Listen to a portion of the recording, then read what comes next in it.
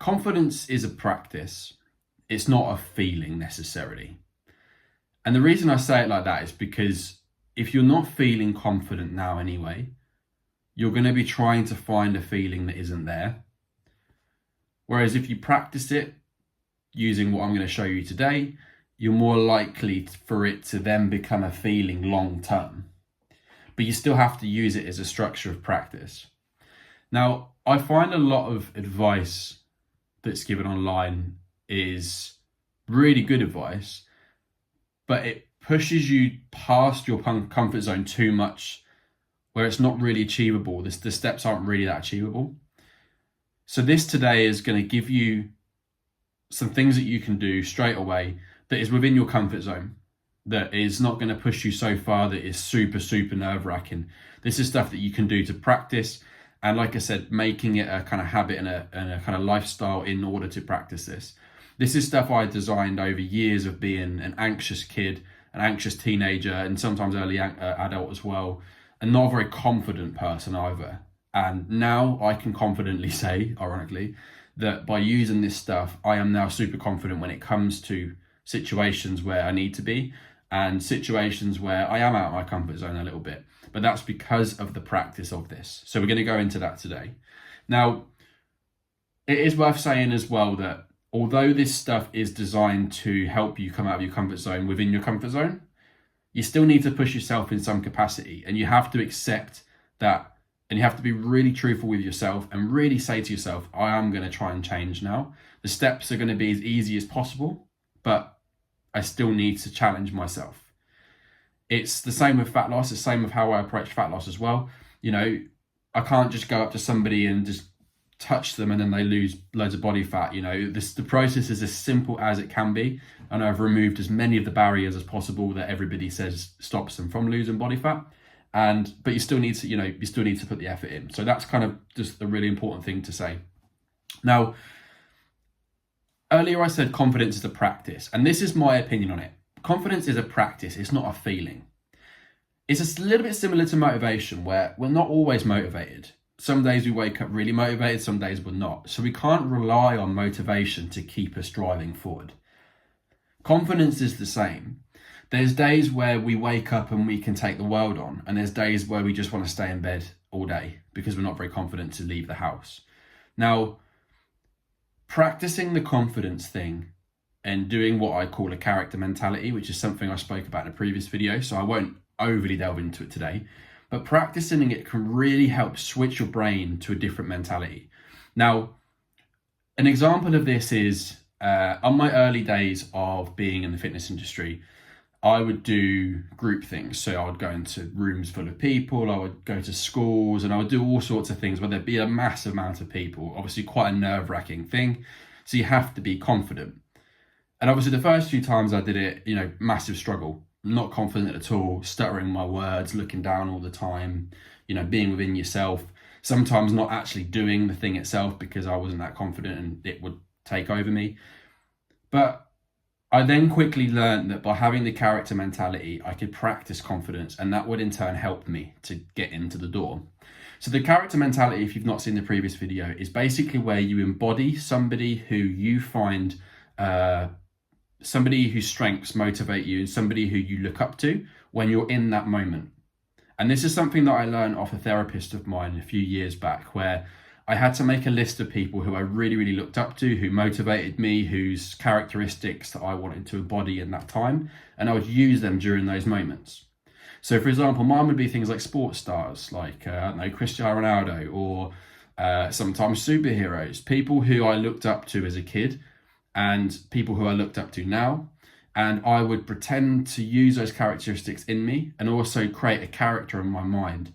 So when I walked in those rooms or in those situations, I was James 2.0. I wasn't James now, I was James 2.0. And over time, doing that and switching that, it really helped to flick a switch in my brain when I needed to, automatically, without trying. So even now when I'm, talking to people online or doing whatever it is, and I'm not very confident, brain activates James 2.0 mode, and I'm okay to do that. And over time, that creates the confidence. Now, don't get me wrong, there are still times where I'm not confident and I don't feel it. But the practice of confidence helps me to be consistent across the board. So I would encourage you to have a little think and get your phone notes or write down on some paper who you want to embody, and be honest with yourself. If it's a random TV character that you've always thought was cool, go for it. If it's you in the future, go for it. If it's a parent, if it's a friend, whatever, whoever it is, it doesn't matter. Be true to you and find out who that is. And the next time you have to go into a situation where you have to be a bit more confident, or you're not feeling very confident, practice it. Just embody it.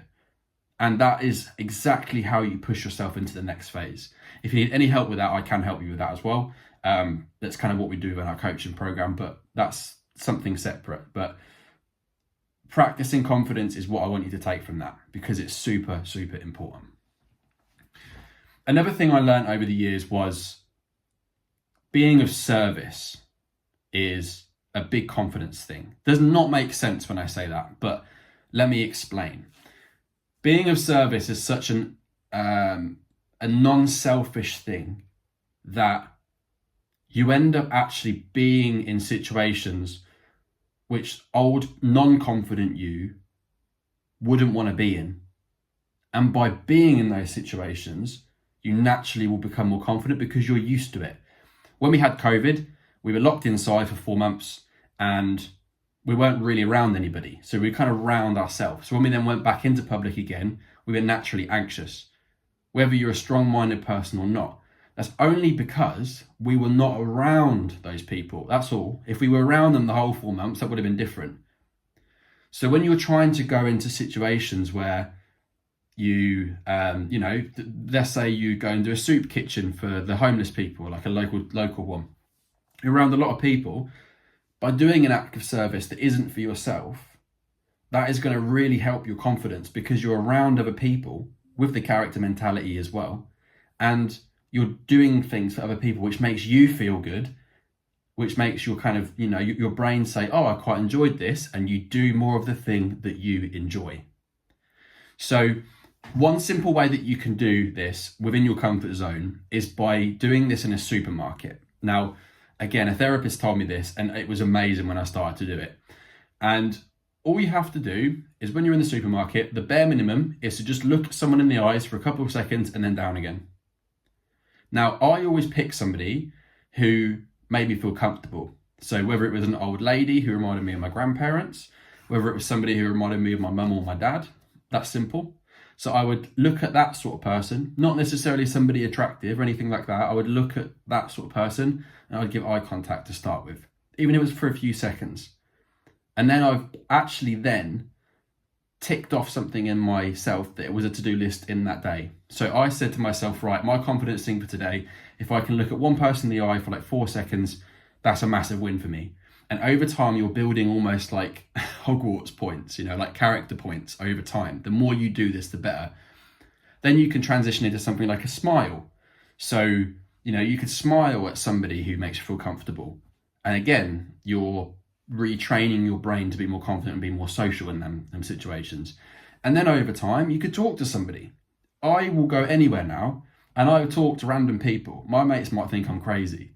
But the reason is because it helps me to feel good. I'm interacting with somebody else. That might have made their day, because, I might be talking to an old lady about batteries and B&M or something. That might have made her day. It might have made her laugh. And it's simple as. Doing that stuff for other people of service really helps your confidence. The other day, I was in, I think it was B&M, that's why they said about the batteries. And some lady was a little bit anxious about something. And I made a joke about batteries with her. And then I complimented her straight after. And she loved it. She had the best smile on her face. That made me feel good. That made her feel good. And that, again, is adding to my character points. The next one really is the kind of top one of that one, is complimenting someone on something. Because what you're doing is you're verbally giving somebody something as opposed to a look now. So that doesn't mean you have to go out to someone in the supermarket or a shop and go, you are fucking good looking. You don't need to do that. But, something like, oh, I like your shoes.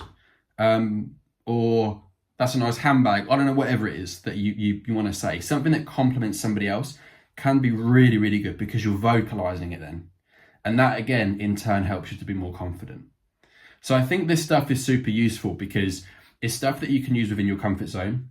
But firstly, you do have to say to yourself, I'm going to try this stuff that's within that.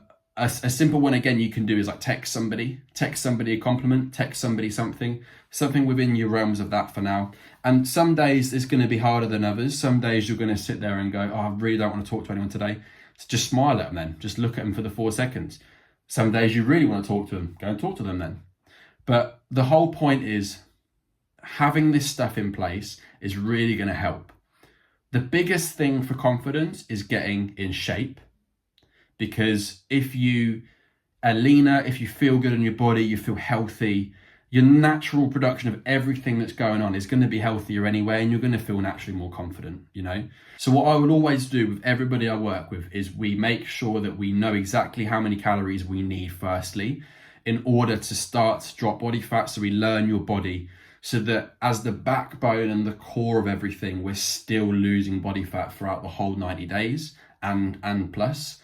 Because if you do have a bad week or whatever, at least that's still going. And we've all had it where we've been in shape, we feel good, we're exercising well, and naturally we become more confident and our aura changes. And that's what I want you to focus on as well. So if you have any questions about this, or you want to have a chat about some more tips and tricks, I have a free community that you can click in the link down below. You can also message me about the coaching as well. Be more than happy to have a talk to you about how it might be able to help you, and also a little bit more about how we focus on the fat loss and health side of it as well. Hopefully see you in the next video, and if you have any questions, pop me a message.